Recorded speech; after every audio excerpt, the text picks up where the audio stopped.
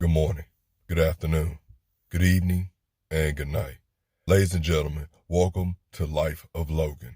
If you haven't done so already, please make sure you subscribe, make sure that you like, leave a comment, and most importantly, please make sure that you share this show with any and everybody who can use it, because that is all of us.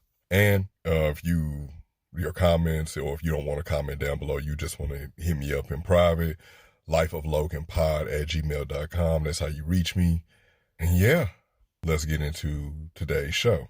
Everyone has that year or that particular moment in time that is definitive because it was a rough time that you thought you would never make it out of, but you somehow did. Or it was just rough on you, like traumatic, and it gave you bad memories, and you just thought about it over and over.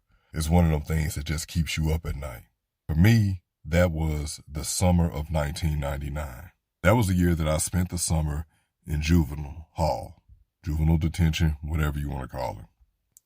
It wasn't just the fact that I was spending my whole summer there, and it wasn't even the fact of, despite never doing anything, never even having a conversation with anybody, just, the violence and getting jumped by people in juvenile detention, just, the clique of the other boys just ganging up or whatever on me for reasons unbeknownst to me, or just the way it kind of turned me into an attacker, because it's only so many times you're going to be prey. Then as soon as I see one of them, whether it's in the cafeteria, whether it's when they just release us in the morning to go and wash our face and brush our teeth and get ourselves together for today's assignment or duties, and just taking off on somebody just because that will get me away from people, because it was better off me just being by myself. It was something about our energies that didn't go along with it. It wasn't any of that. For me, it was more so of just that loneliness I felt like at the end of the night. And I cried myself to sleep every night that summer. I was 13 years old, and I was learning a very harsh life lesson. And I'm not saying that to get any sympathy from anyone, but imagine what that does to someone's mind.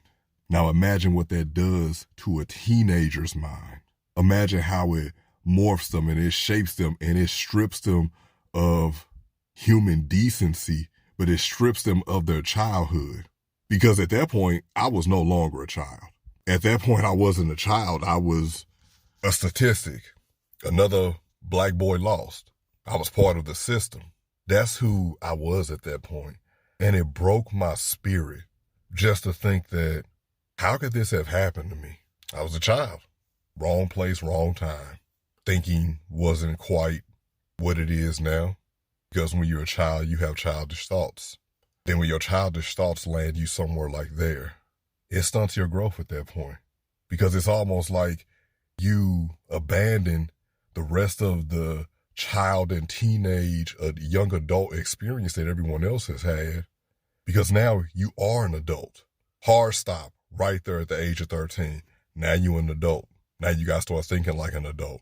You can't live the young and free and just recluse and we're invincible life. Nah, that's taken away from you. Just imagine what that does to someone. Imagine what they can do to someone. But I'm not saying all that, again, for sympathy or anything. I'm saying all that to say that I'm still healing while I'm hurting. And I'm going to continue to hurt, and I'm going to continue to heal. So don't ever feel like you have to be just like this superhero, and you can do both. You can hurt and heal at the same time, because there was a lot of stuff that happened to you. A lot of things happens to us before we start to heal. And even while we're healing, things are in the here and now hurting us, and things in the future will hurt us. But don't ever stop healing. Healing feels good. Healing is natural. Healing is what we're made to do. At least I feel so. But ladies and gentlemen, I'm going to get out of here. I thank you all so much for tuning in. Make sure you like, make sure you subscribe, make sure you comment, make sure you share, and make sure that you have a lovely day. I love you all, as always. good morning, good afternoon, good evening, and good night.